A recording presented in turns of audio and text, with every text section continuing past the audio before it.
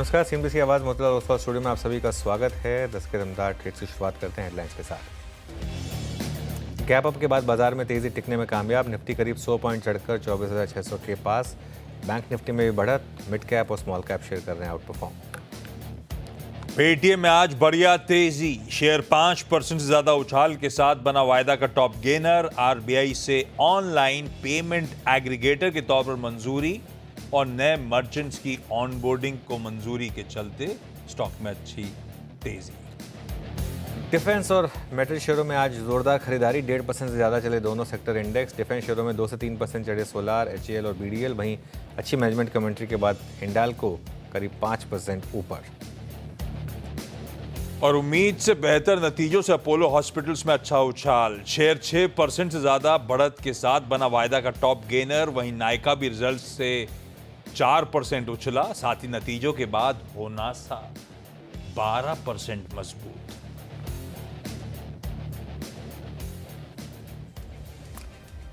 Okay, चलिए फिर अब शुरुआत करेंगे 10 के दमदार ट्रेड्स की। और हमारे साथ पैनल में आशीष बहेरी जी और राजेश सातपुते जी पिछले शो से बने हुए हैं। साथ ही रुचित जैन और अरुण कुमार मंत्री भी अपनी टॉप ट्रेड्स बताएंगे। मार्केट आउटलुक पर चर्चा करने के लिए एएसके हेज सॉल्यूशंस के सीईओ वैभव सांघवी होंगे। टेक्निकल्स पर कोटक सिक्योरिटीज़ के हेड ऑफ डेरिवेटिव्स सहज अग्रवाल से बात करेंगे और नतीजों में बात करेंगे सुज़लॉन ग्रुप के सीईओ जेपी चलसानी से। ये सब कुछ ही देर में, लेकिन इससे पहले एक नज़र ज़रा मार्केट पर डालते हैं। अब हम डे हाई पर आए और निफ्टी 24,600 को पार कर रहा है। तो अब एक साइन बन रहे हैं यहाँ पर, देखिए साइन बन रहे हैं कि अगर हम एक ट्रेंडिंग डे बना सकें तो, क्योंकि अब हम फर्स्ट आवर के हाई के ऊपर निकलते हुए। उसके अलावा काफ़ी स्टॉक्स हैं जहाँ इस समय फ्रेश ब्रेकआउट्स आ रहे हैं। अशोक लेलैंड, ब्लू स्टार, कुछ स्टॉक्स जो अब डे हाई पर आ रहे हैं, मैं उनकी बात कर रहा हूँ। अशोक लेलैंड हुआ, ब्लू स्टार हुआ, ये दो स्टॉक्स। सोना बीएलडब्ल्यू डे हाई पर आया, डिलीवरी में मैसिव ब्रेकआउट आया। Bharti Airtel, Hero MotoCorp, Kotak Mahindra bank, MCX, ये सारे स्टॉक्स हैं जिनको मैं डे हाई के हिसाब से सॉर्ट करके रख रहा हूँ। IEX, BSC, Indian hotels, Polycab. Ashish, अगर आप एफ&ओ की लिस्ट देखेंगे, 100 स्टॉक्स हैं जो अपने डे हाई के एकदम करीब या डे हाई पर ट्रेड कर रहे हैं। शानदार मोमेंटम है। स्टॉक स्पेसिफिक मूव शानदार, बाजार बढ़िया दिन के हाईज पर उस ट्रेजेक्टरी पे आके बैठे हैं 24,600 से 24,800 के जोन जो अपन सुबह आप मेंशन कर रहे थे। एक बार वो डिसाइसिवली 24,800 जब तक नहीं जा रहा तब तक मुश्किल होगा इस बाजार के लिए। लेकिन एक चर्चा हुई थी कि आम तौर पे ये जो मंडेज और वेडनेसडे सेशन होते हैं ट्रेंडिंग डे के तौर पे उभरते हैं, बाकी एक्सपायरीज के दिन वोलेटाइल होते हैं। तो अभी देखते हैं जिस तरह से धीरे धीरे ट्रेंड पकड़ रहा है, अगर मजा आ जाएगा सेशन ऐसे ही पैन आउट होता हुआ नजर आए। क्या वॉच करोगे अब आप इस सेशन में, जिस पैच को आप हिट कर गए 24,600 के आसपास? आई थिंक वही जोन होगा 24,650 के आसपास। और लेकिन स्टॉक स्पेसिफिक अच्छे मोमेंटम है आशीष। और मेरे ख्याल से आज मार्केट का फोकस जो है ना, वो थोड़ा सा इस न्यू एज स्टॉक्स पर है। आप देखिए होनासा, नायका, पेटीएम, स्विगी आपने बताया था, वो स्विगी, डिलीवरी देखिए आप। डिलीवरी तो खैर पिछले 2 महीने का स्टॉक ऑफ द मंथ रहा है, मतलब लास्ट 2 मंथ रहा है। ऐसे स्टॉक्स जो है ना बेसिकली जहाँ पर मोमेंटम है वहीं पर अच्छे मोमेंटम इस समय फर्दर आ रहे हैं। बिल्कुल ठीक है, बढ़िया स्टॉक स्पेसिफिक एक्शन का दिन। तो एक काम करते हैं, 10 के दमदार ट्रेड्स की शुरुआत कर देते हैं। जो 4 एक्सपर्ट्स अभी अभी इंट्रोड्यूस कराए गए थे, उनसे रिक्वेस्ट करी थी कि 2 बढ़िया पिक्स इस समय की आप लोग दें। सबका एक बार फिर से स्वागत है, सबको गुड मॉर्निंग। सतपुते साहब, इस समय के 10 के बढ़िया वाले ट्रेड्स कौन से? आशीष जी, देखिए नजर तो ऑटो पे ही है आज। देखिए इसमें से जो अभी बचा है, एमएनएम हो गया, मारुति हो गया, तो आयशर मोटर जिसपे मेरी नजर है। It's a flat formation breakout. अगर हम सही ठहरे तो इसका आज का स्विंग का टारगेट होगा करीबन 5,820 से लेके 5,850। So at a level of 5,734 in future, it's a buy in Eicher motor. Keep your stop loss below 5,700, probably 5,680 will be a safer stop loss. So Eicher Motor is a buy. Second by call metal से रहेगा। देखिए मुझे लगता है metal में आज अच्छा traction है। इनिशियल स्पाइक के बाद थोड़ा कूल ऑफ हो रहा था, ये थोड़ा बाइंग अपॉर्चुनिटी मिल रहा है। तो Tata steel will be my best pick. It's at 162.80, so any dip towards 162 will be treated as a buying opportunity. Keep your stop loss below 160, 160 का स्टॉप लॉस रखे। और इसका स्विंग का जो टारगेट है दैट इज 168 टू 170। ओके, ये हो गई राजेश जी की picks. Ruchit, good morning. Ruchit, आपकी 2 picks? Very good morning to everyone. Sir 2 stocks में एक ऑटो स्टॉक ही रहेगा मेरे पास, क्योंकि ओवरऑल हमें लग रहा है कि ऑटो एज अ सेक्टर एक रिलेटिव आउट परफॉर्मेंस आगे चल के दे सकता है। महिंद्रा एंड महिंद्रा अगर देखेंगे तो रिलेटिवली काफी स्ट्रांग रहा है रिसेंट करेक्टिव फेज में भी, और एक राइजिंग चैनल में ट्रेड कर रहा है। अपने 50 दिन के मूविंग एवरेज से एक अप ट्रेंड का रिजम्पशन वहां पे हुआ है। सो महिंद्रा एंड महिंद्रा मेरी पहली पिक रहेगी, जहाँ पे खरीदारी की सलाह है 3230 के नीचे स्टॉप लॉस रख के, और 3350 के टारगेट्स हम ये स्टॉक में एक्सपेक्ट कर रहे हैं। और मेरी सेकंड पिक रहेगी पॉलिसी बाजार में। जैसे आपने भी थोड़ी देर पहले कहा कि जो न्यू एज स्टॉक्स है वो सभी के सभी स्टॉक्स में काफी स्ट्रांग मोमेंटम है, जिसमें पॉलिसी बाजार, पीबी फिनटेक के चार्ट स्ट्रक्चर्स भी काफी स्ट्रांग नजर आ रहे हैं। परसों ही ये स्टॉक ने अपने चैनल से ब्रेकआउट दिया था, वो भी काफी अच्छे वॉल्यूम्स के साथ, और अब फॉलो मूव भी दिखाई दे रहा है। 1830 के स्टॉप लॉस से पॉलिसी बाजार में खरीदारी की सलाह है 1950 के टारगेट्स के लिए। ओके, ये हो गई। और भाई महिंद्रा एंड महिंद्रा और पीबी फिनटेक इस समय की रुचित की preferred picks. Arun ji, good morning. आपके preferred calls. Ashish ji good morning and good morning सभी को। आशीष जी मुझे लग रहा है हेल्थ केयर स्टॉक्स में अच्छा मोमेंटम है, तो हेल्थ केयर स्टॉक्स में मैक्स हेल्थ मुझे लग रहा है कि अच्छे ब्रेकआउट के आसपास खड़ा है, तो 1290 के आसपास इसको खरीदने की सलाह रहेगी। 1269 का स्टॉप लॉस रहेगा, और 1340 वहां तक मुझे लग रहा है आशीष जी मैक्स हेल्थ जाना चाहिए। दूसरा स्टॉक आशीष जी एक प्रीएम्प्ट कर रहा हूँ, नुवामा। मुझे लग रहा है यहाँ पे एक अच्छा बेस फॉर्मेशन हुआ है और काफी अच्छे एडिशंस देखने को मिल रहे हैं, तो नुवामा में बाई करने की सलाह है। 6885 के आसपास बाई करें। 6842 का स्टॉप लॉस है, और ऊपर में 6980 तक के टारगेट्स नुवामा में देखने को मिल सकते हैं, तो दोनों ही लॉन्ग साइड के ट्रेड्स रहेंगे। ओके, दोनों लॉन्ग साइड के ट्रेड्स रहेंगे। चलिए, आप सभी का बहुत बहुत शुक्रिया ये सब ट्रेड्स के लिए। कुछ देर में सुजलॉन की मैनेजमेंट से ही बात होगी, लेकिन उससे पहले एक चर्चा करते हैं मार्केट की। एएसके हेल्थ सॉल्यूशंस के सीईओ वैभव सांघवी हमारे साथ मौजूद हैं। उनसे जानते हैं कि इस समय मार्केट में क्या व्यू रहेगा। आप वैभव जी रिस्क एडजस्टेड रिटर्न्स में काफ़ी अच्छी पकड़ रखते हैं, उनसे समझते हैं इस समय मार्केट में रिस्क रिवॉर्ड बैठ क्या रहा है। वैभव जी गुड मॉर्निंग। एक और अर्निंग सीजन खत्म होता हुआ एक और डिसअपॉइंटमेंट ओवरऑल। मार्केट में भी करेक्शन आई, लेकिन अब थोड़ा सा एक सेंस बन रही है शायद कि लोअर लेवल पे थोड़ा सपोर्ट आ रहा है। आपका इस समय ओवरऑल व्यू क्या है मार्केट को लेकर? नहीं, सही बात है अनुज। एक्चुअली आफ्टर द करेक्शन हमें दिख रहा है कि यहाँ एक पॉसिबिलिटी है थोड़ा सा revival from a market stand point.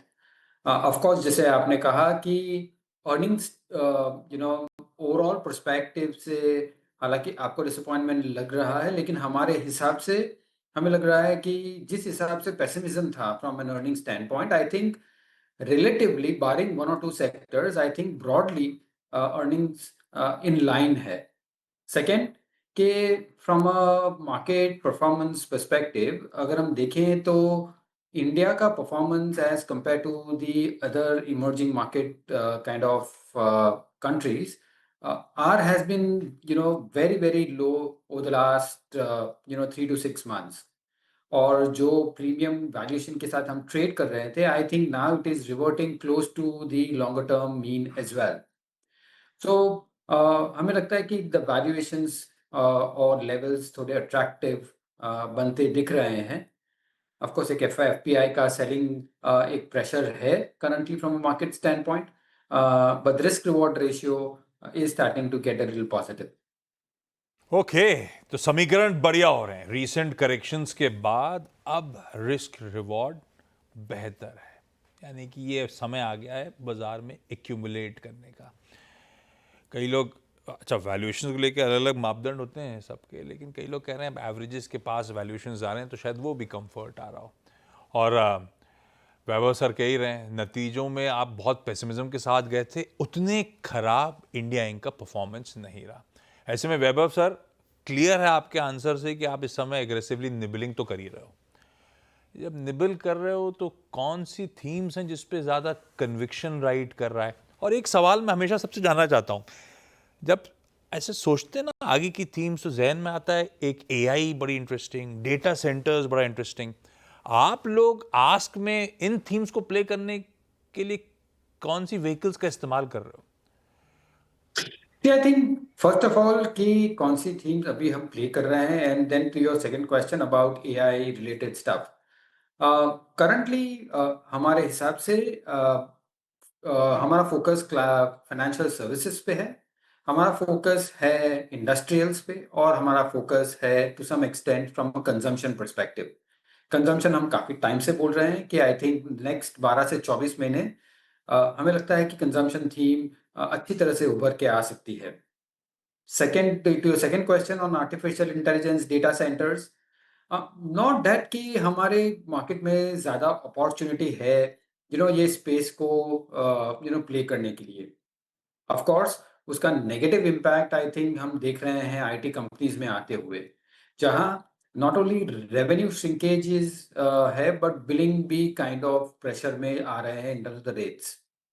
सो काफी करेक्शन हुआ है from an IT stocks perspective, but at this point in time also we are not kind of looking for bargain buying in that sector specifically. हमारा view यहाँ भी अभी भी फिलहाल constructive नहीं हो पा रहा है। फाइनेंशियल्स की आपने बात की वैभव जी, फाइनेंशियल बहुत बड़ा सेक्टर है। इसमें लेंडर्स हैं, नॉन लेंडर्स हैं, और आजकल जो सबसे ज़्यादा फाइनेंशियल चल रहे हैं जो थोड़ा सा स्टॉक मार्केट से रिलेटेड हैं, विद इन फाइनेंशियल्स कैसे ब्रेक डाउन करेंगे आप? See within financials Anuj, I think हमारा फोकस रहेगा प्रॉब्ली एएमसीज पे, फोकस रहेगा इंश्योरेंस कंपनीज पे, rather than other financials in that sense. जब लेंडर्स की बात करेंगे तो हमारा फोकस स्ट्रिक्टली लिमिटेड रहेगा टू लार्जर प्राइवेट बैंक्स, जिसने लास्ट क्वार्टर में अच्छी तरह से ग्रोथ दिखाया है और प्रॉब्ली एसेट क्वालिटी भी अच्छी तरह से मैनेज की है। So very few select banks, but वो हम देख रहे हैं। At this point in time हम पीएसयूज को इतनी एग्रेसिवली ट्रेड नहीं कर रहे हैं। और lastly from an NBFC perspective अगर हम देखें तो हमारा व्यू इतना कंस्ट्रक्टिव नहीं है, हम प्रॉबेबली न्यूट्रलिश है, प्योरली बिकॉज कि जो भी इंटरेस्ट रेट घटा है आई थिंक उसका काफ़ी फायदा ऑलरेडी हो चुका है। The pressure is likely to come from the asset quality, खास करके एसएमईज और अदर सेगमेंट्स। सो वो हमें काफ़ी क्लोजली वॉच करना रहेगा। ओके वैभव साहब, मेरी तरफ से तो लास्ट सवाल एक, क्या पसंद आता है तो हमेशा चर्चा होती रहती है, कौन सी पॉकेट्स हैं जिनमें हाथ लगाने से आप परे हो, दूर हो? क्या थीम्स हैं, किस तरह की पॉकेट्स हैं जिसको टोटली आज के समय अवॉइड कर रहा है? See, I think it's not about longer term, but at least in the shorter term, हम अवॉइड कर रहे हैं, एज आई मेंशन्ड, एनबीएफसीज, हम अवॉइड कर रहे हैं IT at this point in time, और probably any sectors which are exposed from a global perspective, जो यूएस की तरफ जिसका ज़्यादा एक्सपोर्ट्स है। सो वो सारे सेक्टर्स हम काइंड ऑफ अवॉइड कर रहे हैं at this point in time. Okay, अच्छा वैभव जी, एक आखिरी सवाल मेरी तरफ से भी, ये जो इंडिया यूएस ट्रेड डील का जो मामला थोड़ा सा अनसर्टेनिटी जनरेट कर रहा है, उससे कुछ मार्केट पे इम्पैक्ट पड़ेगा या वो फैक्टर नहीं है मार्केट के लिए? See, two things. I think one, के from a overall export basket perspective, अगर हम फार्मा और आईटी एक्सपोर्ट्स निकाल देते हैं और जहाँ पे ड्यूटीज नहीं है, तो आई थिंक हमारा डायरेक्ट इम्पैक्ट काफी लिमिटेड है। But I think from a broader relationship perspective, I think थोड़ा direct indirect impact on the capital flows भी हो रहा है, right? So I think it is in the interest of both the largest democracies to kind of get to a trade deal or probably into some arrangement. और जैसे अगर वो होता है, एटलीस्ट इंटरमीडिएट पीरियड में, अगर इवन इफ दे से कि हमें कूलिंग पीरियड चाहिए in terms of getting to the trade deal, जैसे वो चाइना को कर रहा है, I think these capital flows will also start reviving. So both direct impact and an indirect impact has to be watched pretty closely. Alright Vaibhav ji, बहुत बहुत शुक्रिया आज हमारे साथ जुड़ने के लिए और हमसे बात करने के लिए इन सब टॉपिक्स पर। चलिए अब आगे बढ़ते हैं और सुज़लोन के नंबर्स की बात करते हैं। पहली तिमाही में सुज़लोन के नंबर्स अच्छे रहे, हालांकि आज स्टॉक में थोड़ी प्रॉफिट बुकिंग है। मुनाफे में 7% और रेवेन्यू में 55% की बढ़त है।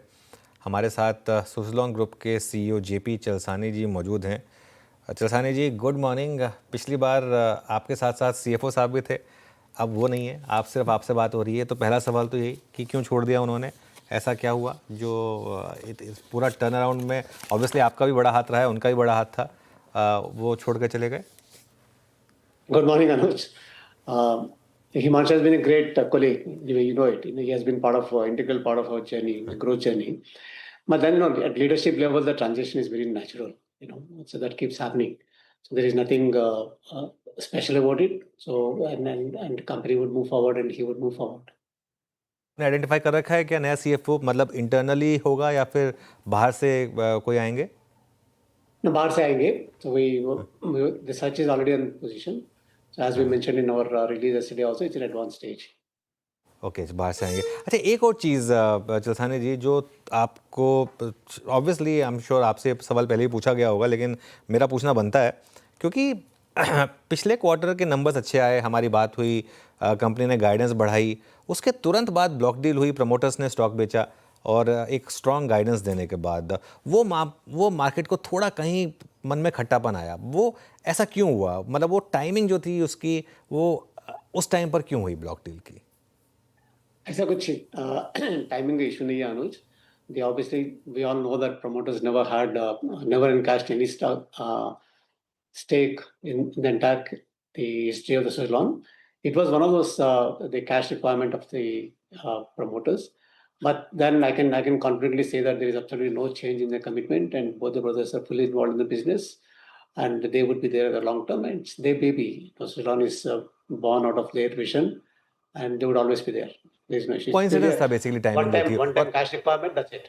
हाँ ठीक है. और आगे अभी अब प्रमोटर्स का कोई और स्टेक बेचने का मन नहीं है? बिल्कुल नहीं है. And let me repeat, extremely long-term commitment and fully involved in the business on day-to-day basis. और गाइडेंस में कोई चेंज हुआ क्या उसके बाद से, या अभी भी आपकी जो ग्रोथ गाइडेंस थी जो पिछले क्वार्टर में काफ़ी स्ट्रांग थी उस पर आप अभी भी इंटैक्ट हैं? एकदम. There's absolutely no change in the guidance अनुज. आपके स्टूडियो से दिया हमने तो 60% on all key parameters, and we stand by that guidance on an annual basis. And in fact, you have seen also even this quarter, most of the areas we crossed 60% in terms of whether it's in terms of EBITDA, in terms of our supply or our commissioning, everywhere we crossed the 60%. Okay ये वो important मामले जिस पे clarity की ज़रूरत थी. एक वो सीएफओ साहब का इस्तीफा, दूसरा प्रमोटर्स की सेलिंग और तीसरा वो गाइडेंस. अब आइए आज नतीजों पे. नतीजे अच्छे हैं. साल दर साल आय में 55% का जम था, EBITDA उसके सामने 62% बढ़ा, तो मार्जिन्स एक्सपैंड करते हुए नजर आए. चलसानी सर, है तो अपनी स्वेलिंग ऑर्डर बुक, तो बेसिकली एग्जीक्यूशन इस बार इंप्रूव हुआ, वही पर्कुलेट होकर फाइनेंशियल्स इंप्रूव करता हुआ नजर आया. बिल्कुल, क्वार्टर बाय क्वार्टर आप यही देखेंगे कि हमारा एग्जीक्यूशन बढ़ते जाएगा और ऑर्डर बुक भी बढ़ते जाएगा. तो अगर आप देखेंगे तो पिछले 9-10 क्वार्टर में हमारा ओपनिंग ऑर्डर बुक से क्लोजिंग ऑर्डर बुक ज़्यादा रहा है. In spite of the fact that quarter to quarter we have been supplying more. So therefore there is a consistent growth, sustainable growth in terms of order book as well. And we'll continue to grow quarter by quarter. Order book की आपने बात छेड़ी चलसानी sir. वो release कहती है 1 gigawatt orders back करे Q1 में. कुल ऑर्डर बुक खड़ी हो गई 5.7 गीगावाट पे. Q1 में 444 मेगावाट्स की डिलीवरी करी. तो मैं ऐसे ही गणित कर रहा था, तो मतलब बेसिकली अपने पास अगले 3-4 साल की ऑर्डर बुक के लिहाज से विजिबिलिटी नजर आती है, ऐसा पकड़ूं क्या? और इन गीगावाट्स को अपन करोड़ रुपए में कन्वर्ट करें तो इजी पड़ेगा मुझे थोड़ा सा. तो आप लोग तो एक्सपर्ट है, कन्वर्ट कर सकते हैं. Let's talk about gigawatts because what matters to clients and us is how much gigawatts we commissioned. Okay, and obviously that in spite of the fact that 444 megawatts is what we supplied, but if you see the opening order book in the last release to this closing order book, we have increased. That means order inflow is more than what we have been supplying, which is what I was mentioning in the previous question. There's a consistent growth in the order book. Capacities उसी release में mention था 4500 megawatts की हैं अपने पास, सुजलॉन के पास annual. एक quarter में best ever Q1 जब एग्जीक्यूशन करा तो 444 मेगावाट्स का अपन ने एग्जीक्यूशन करा. What stops us? Swelling order book है, कैपेसिटीज हैं, तो उसे ऑगर क्यों नहीं कर पाते हम? बेहतर स्वेट क्यों नहीं कर पाते? देखिए, first of all as you rightly said, Q1 this was the best Q1 ever happened. It is not, I mentioned this earlier, पहले फिर से बोलूंगा, manufacturing is not a constraint. As you rightly said, अगर 4.5 gigawatt से हम 4.5 से 4 gigawatt तक आराम से सप्लाई कर सकते हैं. इसका लिंकेज है प्रोजेक्ट से. ओके, तो हमारे से जितने लोग ले रहा है उनका प्रोजेक्ट क्या स्टेज में, at what speed they want turbines decides how much turbines we can supply. It is not the manufacturing. तो as you rightly said, अगर projects are in a position to take offtake, we can easily supply 4 gigawatts in a year. अच्छा, अब ये जो आपके orders की बात हो रही है, इसमें गवर्नमेंट ऑर्डरिंग कितनी है, प्राइवेट सेक्टर से कितनी है? आई एम श्योर आप एक्सपोर्ट्स में भी, जब पिछली बार बात हुई थी तो एक्सपोर्ट्स की भी बात हो रही थी, उसका अगर आप थोड़ा सा एक ब्रेकअप दे सकें तो। Anuj, the 5.7 gigawatts is the closing order book.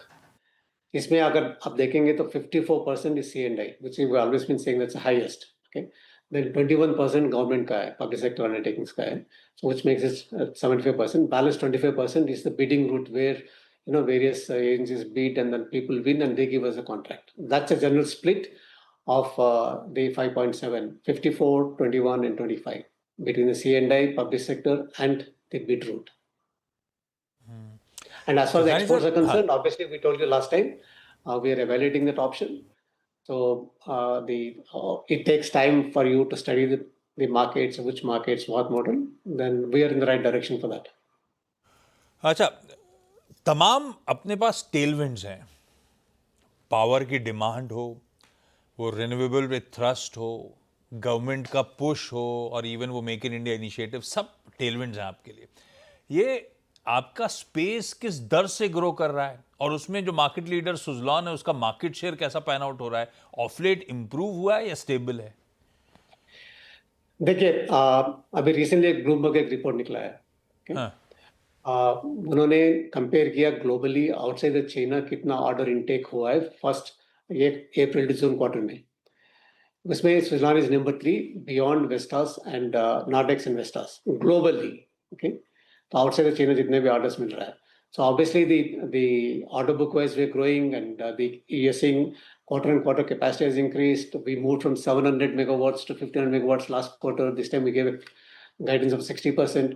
So I think we are now on a steady growth path with a clean balance sheet, with 600 crores of cash, 7,000 crores of working capital arrangement, and credit rating keep going up at A positive. I think we're trying to fix everything now, and including the organization. So you'll continue to see this sustainable growth moving forward. All right, Chilsani ji, बहुत बहुत शुक्रिया आज हमारे साथ जुड़ने के लिए, और आपको ऑल द बेस्ट आगे आने वाले क्वार्टर्स के लिए। और जैसे ही नए CFO की अपॉइंटमेंट हो, होपफुली आपसे दोबारा एक बार तब बात करेंगे हम। थैंक यू सो मच आज हमारे साथ जुड़ने के लिए। चलिए आगे बढ़ते हैं। हमारे साथ कोटक सिक्योरिटीज़ के हेड ऑफ डेरिवेटिव्स सहज अग्रवाल जुड़े हैं। सहज जी, गुड मॉर्निंग। बताइए क्या व्यू है आपका, और इस समय आपके स्टॉक स्पेसिफिक ट्रेड्स क्या रहेंगे? गुड मॉर्निंग अनुज जी। सबसे पहले आपको और आपकी पूरी टीम को बहुत बहुत बधाई हो। आप लोग इंस्टाग्राम पे 2 मिलियन रीच किए हैं। आई थिंक उसमें काफी मेहनत लगती है, तो बहुत बहुत बधाई हो आपको उसके लिए। Thank you. Having said that, market का व्यू थोड़ा सा कंसोलिडेटिव ही है फिलहाल के लिए। इनफैक्ट ये जो हफ्ता अभी कल एक्सपायर होने वाला है, इसका सेटअप और मंथली सेटअप दोनों ही कंसोलिडेटिव ही रहा है। डाउनसाइड थोड़ा लिमिटेड लग रहा है। 24,200 24,300 तक का डाउनसाइड समझ में आ रहा है अगस्त सीरीज के लिए, और ऊपर की तरफ में बेस्ट केस सिनेरियो में शायद हम 24,900 25,000 तक की चाल चल सकते हैं। So overall data options writing का या जो पोजीशंस हैं उस हिसाब से रेंज बाउंड का स्टैंस लेंगे। एफआई की भी पोजीशन यदि आप देखें तो काफी लो पे है, लॉन्ग रेशियो उनका सिर्फ 8% पे है, जबकि बाकी 92% शॉर्ट साइड पे है। तो वो भी थोड़ा सा एक कंसोलिडेशन हेजिंग ही सजेस्ट कर रहा है। तो ब्रॉड व्यू 24,300 और 24,900 लेके चल सकते हैं हम।